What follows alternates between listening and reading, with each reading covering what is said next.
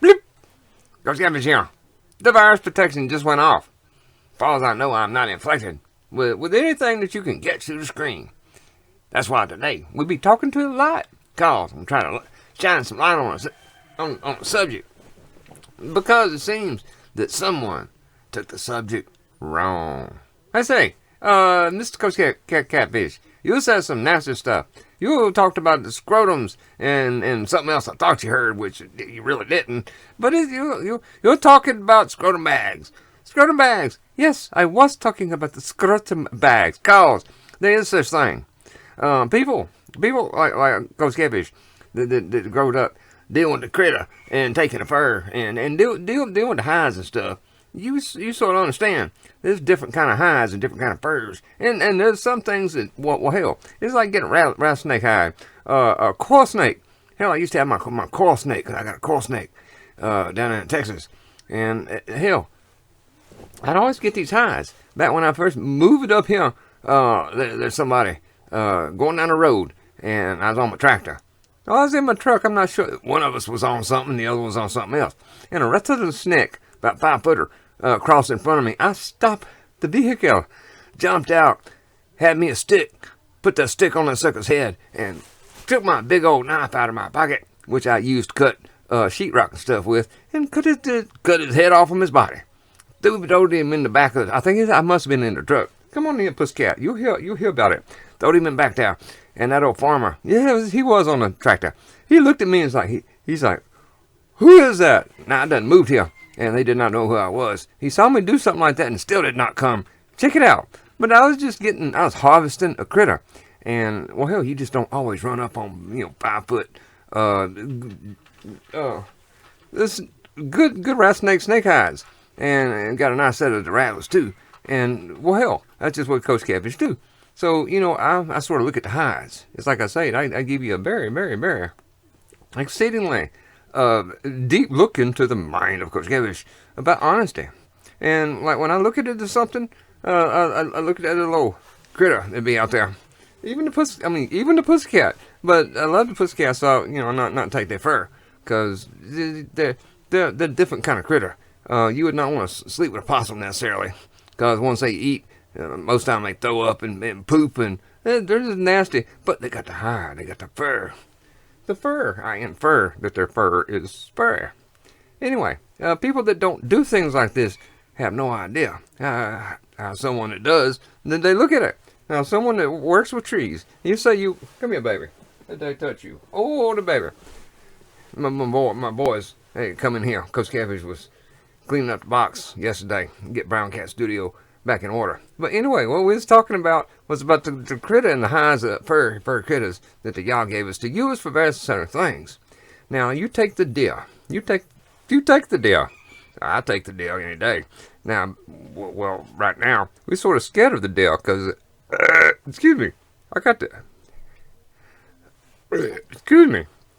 I do it into the light and it just takes it on up. Excuse me. I had to eat something this morning, and for me, something must come up for anything else to go down. Anyway, I'm not a clown. It's just the truth of the roof. But the fur and the hide.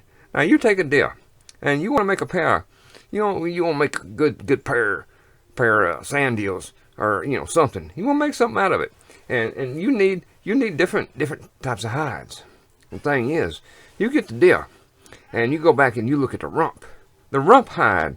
Now, the rump hide is the hide area where I'm going to maybe make my soles and my shoe from. Because, sucker, that rump hide is right thick. And I'm assuming it's the same on a cow. As I hadn't done a cow.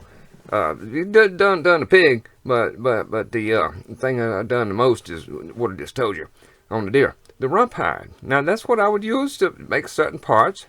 And then I'd go on to the back and the side, where the hide gets much thinner. And if I wanted like a good pair of gloves or something, I'd go underneath. I'd go underneath to the belly hide. If you could avoid the tits and stuff, that's always a good thing. But the belly hide, so you take that and you tan that down right good and work it, chew on it like the Eskimos they would do. They'd chew on that sucker. And the American Indians, I think they did too. Now, Coach Catfish would do that if I had some teeth. But after chewing all the lug nuts off around the neighborhood, there ain't got much left, so I'm not good about the chewing. And I do not have a dent right now that appreciate chewing on, well, it's not chewing the fat, it's chewing the hide. Anyway, we'll get away from that, cause the thing about reality and life is something must go to something else to continue to go. And I guess that's just what it is. And thing is, these here critters, they reproduce like crazy. And, you know, all these here plastic stuffs and such as that we make clothes out of and make stuff out of. Oh, gloves. Don't get me even started about the gloves. And about the Bill Poo-Poo gloves they stick you on. They're not good. Anyway, give me some true animal hide gloves of various kinds. Anyway, I came in here to do something specific. It's about the bag. It's about the sack, about the scrotum. Thing is, that is a good, viable piece of thing. Every time that you eat your steak, you need to realize a scrotum was attached to that steak, more than likely. That's just the way it is. Now, if you was a granny, well, of course, I guess if you was a granny, you ain't eating no meat anyway. But the average person, would you want anything to go to waste? Even the moo that's got to go somewhere ends up on a commercial or in a milk carton somewhere. I guess the moo is there. But the thing is, you know, oh, why would you do that to me? I told you I'm not inflected. Maybe I am. Maybe it's telling me something. No. You people believe anything. But what it is, there is such a thing. And I'm going to put up many, because catfish got to have the gloves on. Because it's cold today. And with this here issue with my tissue, my hands, they like go numb. Even in, 60 degrees. My hands go numb. Anyway, it's no fun. But you need to know, when it comes to the fur, yes, there is something to do with the bull scrotums or the kangaroo. The kangaroo apparently is very, very popular. I went on and looked at the different places where you can get all these kind of things. There's tote bags and all kind of stuff. And it gives obeisance to the beast from which you ate that steak from and keeps you from wasting any part. No moo goes away. Not even that thing. We make a handbag. You can make it fur, or you can make it not. You can do it in a hurry, or you can, well, I won't go too far. Anyway, Coach Catfish just want to say, I meant to nothing nasty. If you're an individual that does the hides and stuff, you always want various hides. That's why I had the coon, I had the nutria, I had the squirrel, I had the possum, I had the no, I did not have the pussycat. You people, you're seriously bad.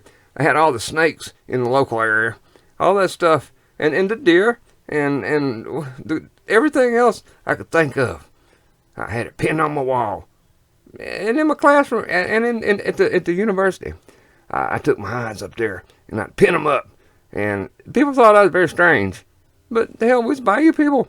You start mixing Bayou people with the science, well, you get Coach Catfish out.